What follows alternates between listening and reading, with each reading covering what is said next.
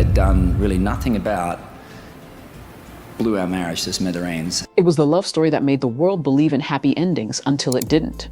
After 19 years together, 2 children, and a bond that once looked unbreakable, Nicole Kidman and Keith Urban shocked everyone with one quiet announcement: they were separating. But what really happened behind closed doors? How did one of Hollywood's most admired couples, a pair that had survived addiction, distance, and fame itself, finally reach their breaking point? Stay with us as we uncover the hidden cracks behind the glamour, the decisions that changed everything, and the heartbreaking truth behind this Hollywood fairy tale gone wrong. And if you want to see more untold stories of love, fame, and heartbreak, make sure to subscribe, tap the bell, and share this video with someone who still believes true love can survive the spotlight. Because what you're about to hear changes everything. For nearly 2 decades, they were proof that real love could outlast the chaos of celebrity life. From red carpets to country music stages, Nicole Kidman and Keith Urban seemed unstoppable until September 29, 2025, when everything fell apart. That day, headlines exploded. Nicole Kidman and Keith Urban separate after 19 years. Fans couldn't believe it. How could a love that looked so pure, so loyal, just vanish? But the truth is, it didn't happen overnight. Behind the camera flashes, the interviews, and the smiles, a slow collapse had already begun, one built on silence, distance, and the quiet loneliness that fame often hides. Nicole Kidman, the woman who had already survived one Hollywood heartbreak, broke down for the first time on live television. Her voice cracked, her eyes said what her words couldn't. It wasn't a movie role this time, it was real life.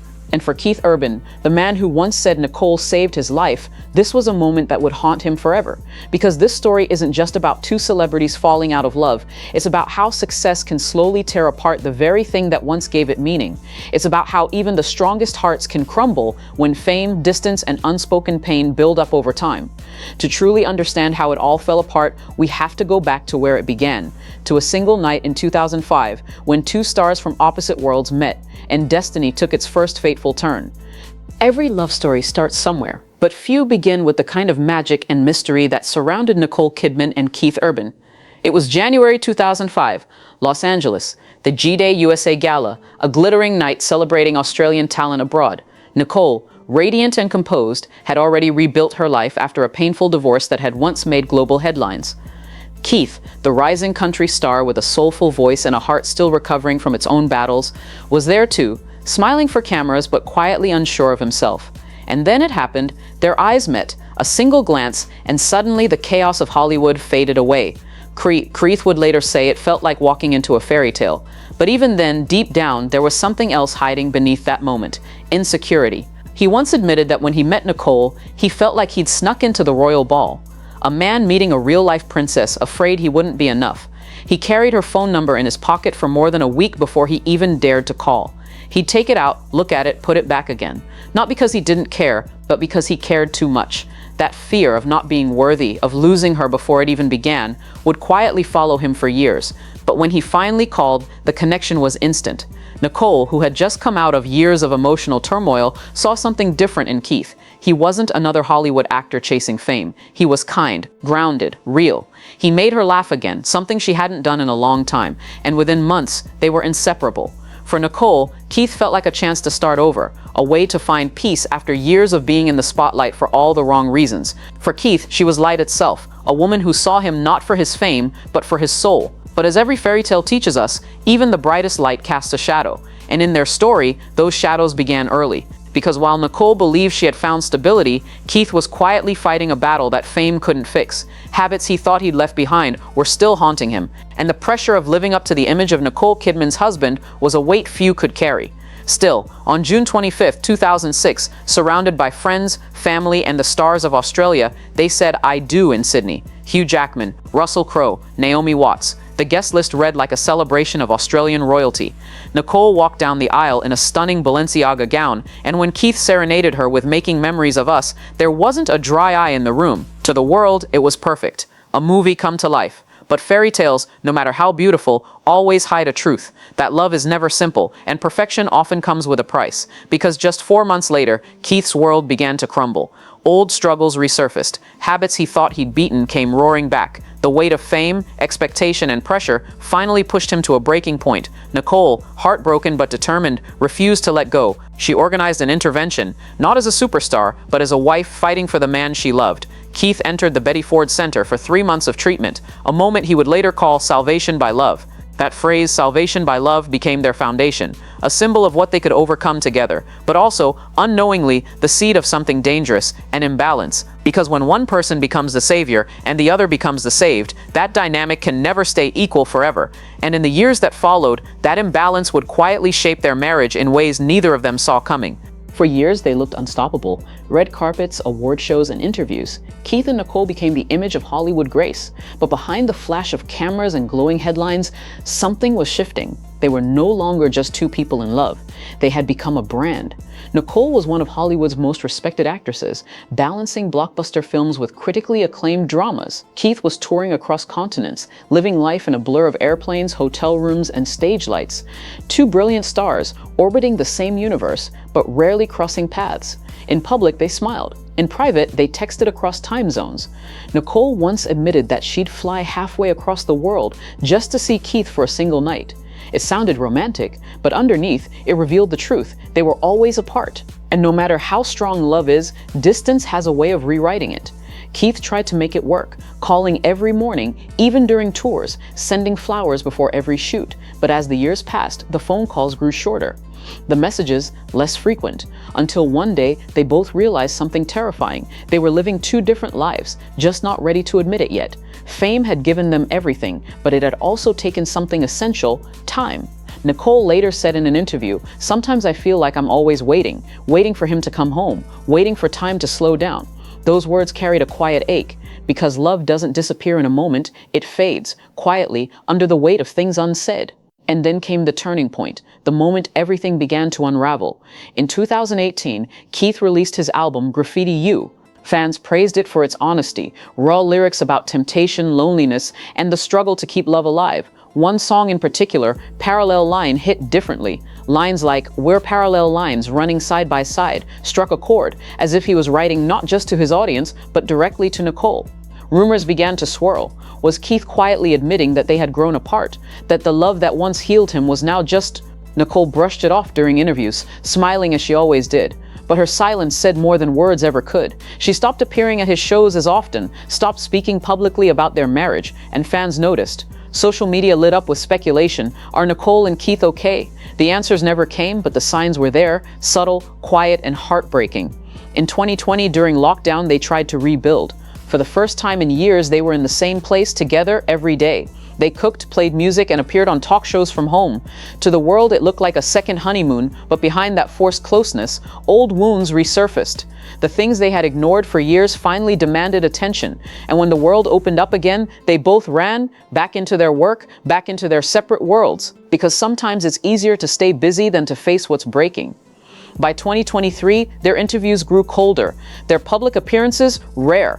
Nicole stopped calling him her greatest love, a phrase she once used constantly, and Keith, always the emotional one, began performing songs with heavier meanings, lyrics about distance, fading passion, and love that hurts more than it heals. But despite the growing cracks, they still smiled for the cameras, still held hands on red carpets. Because when the whole world believes in your love story, it's hard to admit it's falling apart. And yet behind those perfect smiles, something was building, a decision that would change everything, a final choice that neither of them could take back. Every story has a moment when the truth becomes impossible to hide. For Nicole Kidman and Keith Urban, that moment came quietly.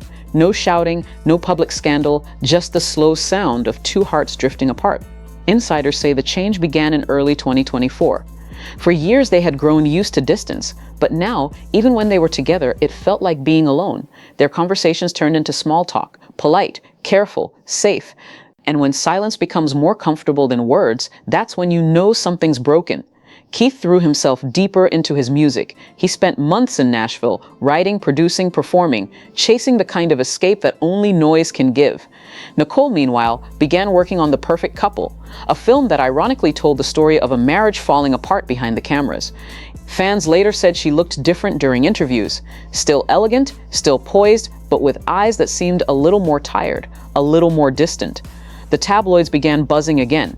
Whispers of separate lives, emotional distance, creative differences, none of it confirmed, but none of it denied either. Because sometimes silence says more than a statement ever could. Then came the rumors, subtle at first. Reports claimed Keith had been spending long stretches in Nashville, often alone, while Nicole stayed in Sydney with their daughters. Others suggested the two were taking time apart to focus on their careers. And while nothing was confirmed, fans could feel it. Something was unraveling. The fairy tale was fading. By mid-2025, their marriage had become more of a partnership, structured, polite, and businesslike. They attended family events together, but the warmth was gone. Gone were the candid smiles, the lingering glances. They no longer looked like two people in love, but two people trying to remember how it once felt. Then one morning, the announcement came. A joint statement. Calm, controlled, carefully worded. After 19 years of marriage, we have decided to separate. With love and respect for each other, we move forward focusing on our family and the future. Just 28 words, enough to end nearly 2 decades of history. The world froze. Social media erupted.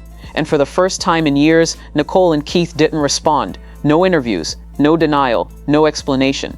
Because there was nothing left to explain. Behind the public silence, those closest to them said it wasn't anger that ended the marriage, it was exhaustion. Two people who had given everything to each other, only to find there was nothing left to give. For Keith, friends say the realization hit hardest during his final tour dates that summer, performing love songs that no longer belonged to anyone.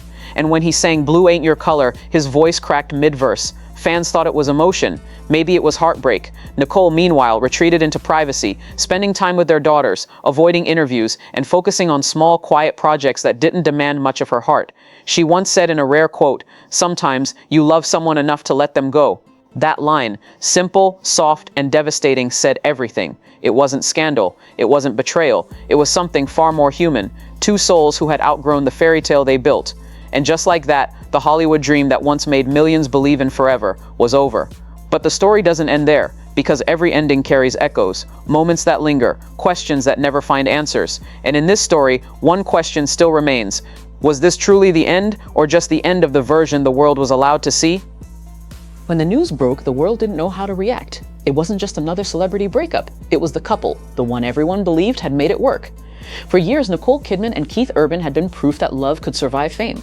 So when the announcement hit, fans weren't just surprised, they were heartbroken. Social media flooded with disbelief. Thousands of comments filled every post. Say it isn't true. They were the one couple I thought would last. And perhaps the most common. If they couldn't make it, who can? It was a collective heartbreak, not just for two people, but for the idea of love itself. Because when the perfect couple falls apart, it makes everyone question their own version of forever. But while the world debated what went wrong, Nicole and Keith quietly disappeared from the spotlight.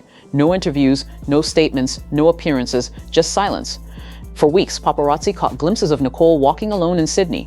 No makeup, wearing simple clothes, her face calm but unreadable.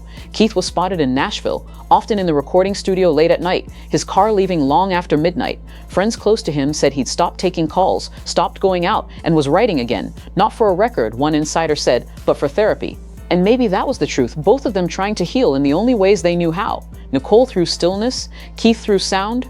Yet despite the pain, something about their separation felt different, almost graceful. There were no accusations, no bitter interviews, no public shade, just mutual respect. And maybe that was their last act of love, letting go without tearing each other down. Still, not everyone believed it was that simple. Entertainment outlets began speculating that the couple had been living separately for nearly a year before the announcement. Others claimed close friends had urged them to make it official long before it went public. None of it confirmed, but all of it consumed. And through it all, both remained silent. When Nicole finally appeared again months later, it was at a film festival in Venice. Reporters shouted questions, cameras flashed, microphones reached for answers. But she smiled, waved gently, and said only one thing: "I'm grateful for love, every version of it." It was the kind of statement that said everything without saying anything at all. There was grace in her heartbreak, a quiet strength that made even her pain seem cinematic. Keith's response came not through words, but through music. In a surprise single dropped that December, he sang Rukum Labat. He sang, "Sometimes love don't fade, it just changes shape." No names, no detail, just a line that felt like closure and confession all at once. And maybe that's what made their story so powerful. It wasn't the fairy tale wedding or the glamorous life. It was the fact that even in the end, they handled heartbreak with humanity. Because behind the headlines, behind the flashing lights and the speculation, there were just two people, once deeply in love, now learning how to live without each other. But this wasn't the end of their story. Not yet. Because while the public saw heartbreak, those close to them say something unexpected began to happen, a quiet reconnection, far away from the cameras. Just when everyone thought the story was over, something changed. It began quietly, a few blurry photos, a few whispers online. Nicole Kidman spotted at a cafe in Nashville. Keith Urban's car seen parked outside a familiar house. Their house. At first, fans brushed it off as coincidence, but then came the moment that reignited every spark of hope. During a concert in early October, Keith paused between songs, his voice trembling slightly, and said, "Sometimes you realize home isn't a place, it's a person." The crowd fell silent. Some say his eyes glistened. Others swear he smiled in the direction of a seat near the stage, a seat where, according to fans, Nicole was sitting. No one knows if it was true. But that moment set the internet ablaze. TikTok clips went viral. Fans flooded the comments. They're finding their way back. True love never dies. I'm crying again. And suddenly, the world that had mourned their breakup was rooting for their comeback. But was it real or just wishful thinking? Sources close to the couple remained careful with their words. One insider revealed, "They're not rushing anything. They're just talking again." Sometimes that's where healing starts. And maybe that's exactly what it was. Two people who had built a lifetime together, now rediscovering each other in a quieter, more fragile way. Nicole, meanwhile, began speaking differently in interviews. When asked about love, she smiled softly and said, "Love changes form, but it doesn't always end." It was subtle, but the tone was unmistakable. Gone was the heartbreak. In its place, peace. Even her sister Antonia hinted at something in a radio interview, saying, "Nicole's in a really good place right now. She's focusing on healing, on family, and she's surrounded by love." That phrase, "surrounded by love," became the headline everywhere. Fans took it as confirmation that reconciliation might not just be a dream. And yet, behind the hopeful whispers, there's still uncertainty. Because love, especially after heartbreak, doesn't follow a script. Sometimes it rebuilds, sometimes it evolves, and sometimes it simply settles into gratitude for what once was. Whether they reunite or not, one thing is undeniable. Nicole Kidman and Keith Urban have already given the world something deeper than a fairy tale. They've shown that love isn't about perfection, it's about persistence. It's about choosing even when it hurts. It's about learning when to hold on and when to let go. As of now, no divorce papers have been filed, no public statements have been made, just silence, the kind that leaves room for anything to happen. So maybe, just maybe, this isn't the end. Maybe it's just another chapter, one that hasn't been written yet. Because if their story has taught us anything, it's this: love doesn't always fade. Sometimes it finds its way back home. Every love story has an ending, but not every ending is a failure. For Nicole Kidman and Keith Urban, what comes next isn't about sadness, it's about transformation. Because even when love changes shape, it still leaves light behind. In the months following their separation, both have quietly started to rebuild. Nicole, ever the artist, has poured herself into her work. Her latest film projects, Practical Magic 2 and The Perfect Couple, aren't just performances. They're reflections of her soul, layered, emotional, and brave. In one interview, she said softly, "Maybe I tell stories because that's how I heal." And maybe that's true, because every role she takes on now seems to carry a piece of her journey, the heartbreak, the hope, and the strength to begin again. Keith, meanwhile, has found new energy in his music.